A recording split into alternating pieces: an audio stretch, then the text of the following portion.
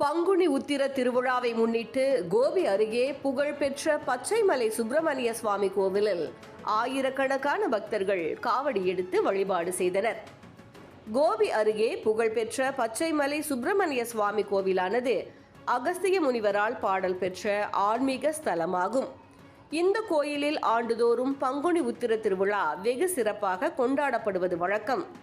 இந்த ஆண்டு பங்குனி உத்திர திருவிழா கடந்த 5ஆம் தேதி கொடியேற்றத்துடன் தொடங்கியது. அதனைத் தொடர்ந்து கடந்த ஒரு வார காலமாக சிறப்பு பூஜைகளும் பூத வாகனம், யானை வாகனம், ரிஷப வாகனம், அன்ன வாகனம், ஆட்டுக்கிடாய் வாகனம் என ஒவ்வொரு நாளும் ஒருவித வாகனத்தில் சுவாமி திருவீதி உலா நடைபெற்றது.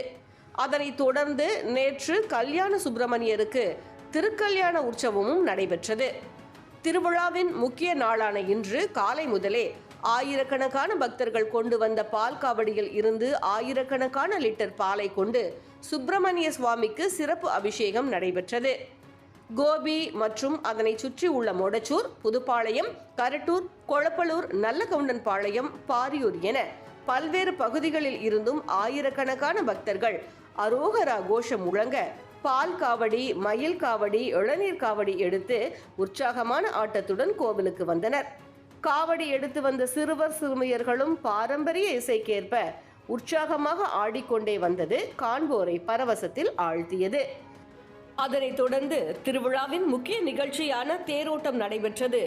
இதில் ஏராளமான பக்தர்கள் கலந்து கொண்டு பக்தி பரவசத்துடன் தேரை வடம் பிடித்து இழுத்தனர். பச்சை மலையை சுற்றி நடைபெற்ற தேரோட்டத்தில் ஏராளமானோர் கலந்து கொண்டதை தொடர்ந்து பலத்த பாதுகாப்பு போடப்பட்டிருந்தது.